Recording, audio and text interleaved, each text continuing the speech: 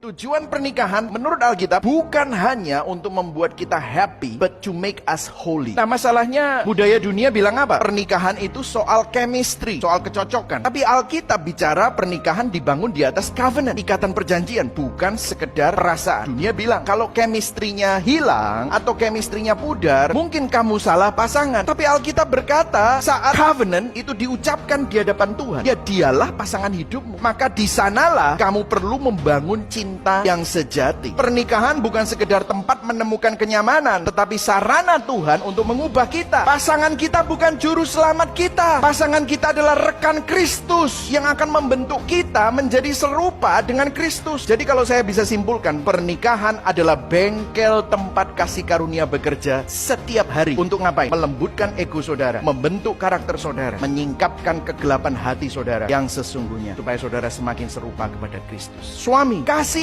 istrimu dan berkorban bagi dia seperti Kristus kepada jemaat. Istri, hormati suamimu seperti kepada Tuhan. Perintah firman Tuhan ini tidak bersifat meritokratis. Maksudnya gini, kalau suami mengasihi seperti Kristus, baru istri hormat dan tunduk. Atau sebaliknya, kalau istri menghormati, baru suami bisa mengasihi. Bukan, perhatikan, yang dibutuhkan pernikahan adalah kasih yang berasal dari Injil. Tanpa Injil yang hidup di hati kita, pernikahan akan menjadi ladang kekecewaan. Karena cintamu dari kekosongan, bukan dari kelimpahan. Kebanyakan orang menikah dengan harapan dipenuhi oleh pasangan mereka. Let me tell you, itu nggak alkitabiah. Kalau kamu butuh orang berdosa lainnya, orang yang nggak sempurna to complete you, kamu akan kecewa karena kamu juga orang berdosa, pasanganmu juga orang berdosa. Kalau satu-satunya sumber kasih kita adalah kasih pasangan, maka pernikahan kita rapuh, kita akan hancur saat mereka gagal memenuhi ekspektasi kita. Hanya hati yang kaya akan Injil, melimpah dalam kasih Kristus, yang sanggup mencinta bahkan saat tidak dicinta.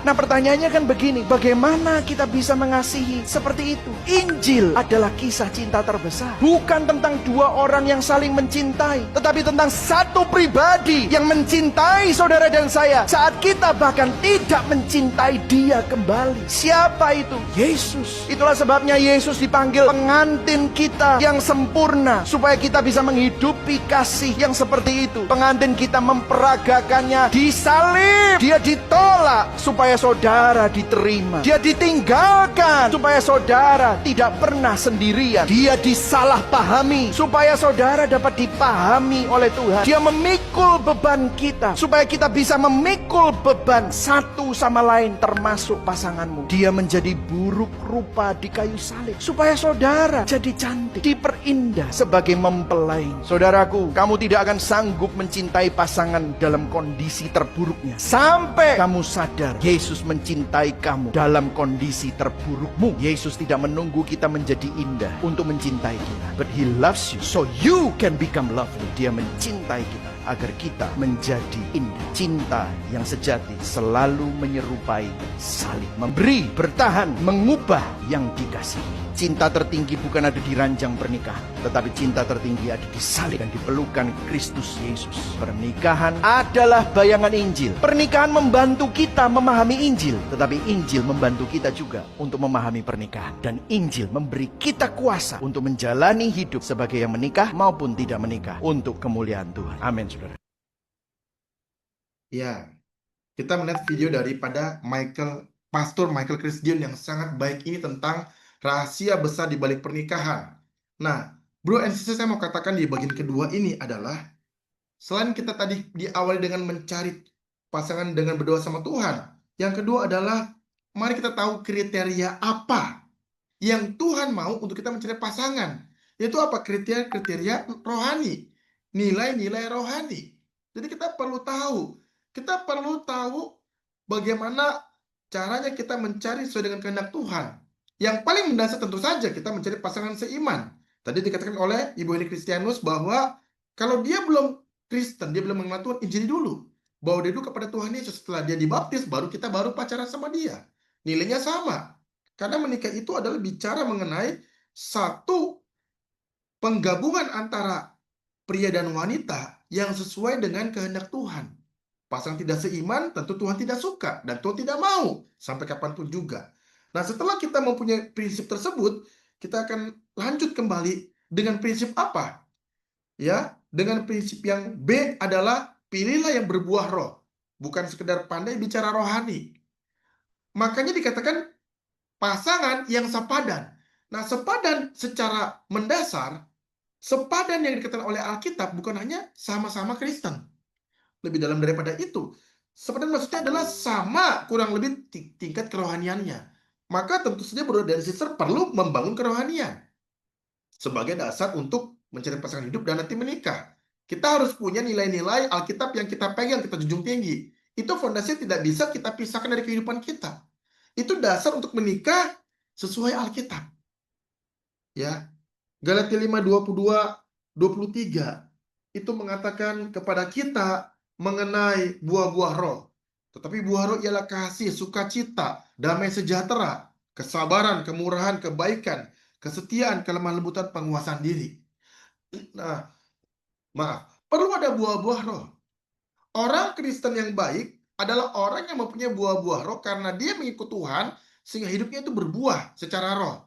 Ini bukan buahnya itu ada 9 buah roh, tetapi ada 1 buah roh dengan 9 rasa. Kasih, sukacita, damai sejahtera, kesabaran, kemurahan, kebaikan, kesetiaan, kelemah lembutan, penguasaan diri. Nah, apakah orang itu benar-benar ikut Tuhan? Apakah dia benar-benar ke gereja? Apakah dia serius baca Alkitab, berdoa? Nah, ini dasar yang penting, bro and sister. Bukan kita hanya anggap, oh yang penting dia rohani. Enggak. Tapi ini adalah nilai-nilai kerohanian. Maka waktu Abraham bilang kepada hambanya, nanti kamu cari, saya mau orang itu adalah orang yang takut akan Tuhan. Dia menyembah Tuhan yang sama dengan Tuhan saya. Allahnya Abraham, Ishak, dan Yakub. Yang nanti akan menjadi Allah di dalam kehidupan kita. Yang kita kenal di dalam perjanjian baru melalui Tuhan Yesus. Nah, ini adalah satu hal yang penting yang dikatakan oleh Abraham. Saya mau ini standar yang paling utama. Bukan masalah perempuan itu cantik, kaya, perempuan itu punya kehidupan yang baik, sifat yang baik. Enggak. Rohani ini adalah penting. Hal terpenting. Yang C adalah pilihlah yang menghormati Tuhan dan menjaga kekudusan. Ya, bro and sister, 1 Tesalonika 4 ayat 3-4 dikatakan, karena inilah kehendak Allah, pengudusanmu, yaitu supaya kamu menjauhkan diri dari percabulan, supaya kamu masing-masing mengambil seorang perempuan menjadi istrimu sendiri dalam kekudusan dan kehormatan. Bro and sister, kekudusan adalah hal yang penting waktu kita pilih pasangan hidup. Kalau pasangan hidup, kalau calon pasangan hidup kita, dia nggak kudus, ya mohon maaf, misalnya pacaran, pegang-pegangan, apa begitu ya, lakukan hal yang tidak baik, pacaran saja dia sudah berani lakukan hal itu kepada pasangannya.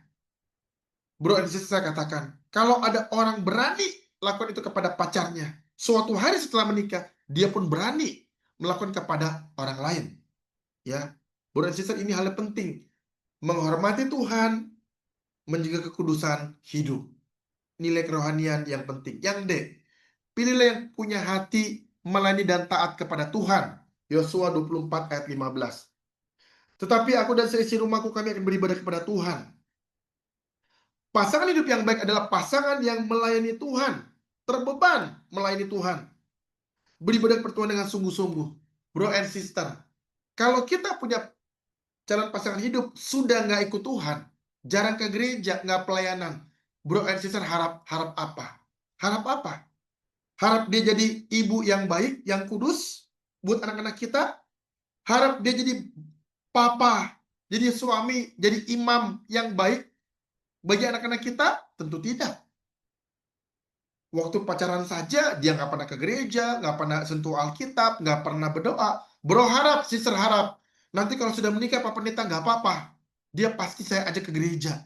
Itu omongan yang sulit dipenuhi, bro and sister. Mohon maaf, ya.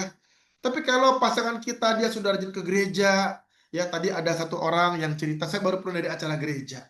Saya bersyukur karena teman kita ini dia ke gereja sungguh-sungguh, ya. Saya berharap bro and sister, sebelum kita mempunyai pasangan, kita bangun fondasi iman kita. Amin bro and sister ya. Kita belajar. Kita membangun dulu hubungan pelayanan sama Tuhan, dan Tuhan berikan kepada kita pasangan juga yang cinta Tuhan. Pasti bro and sister, saya berdoa sama Tuhan, berharap Tuhan pasti kasih pasangan yang terbaik. Dia cinta Tuhan, dia hargai kita. Dia layani Tuhan, dia pun akan layani kita sebagai pasangan hidupnya.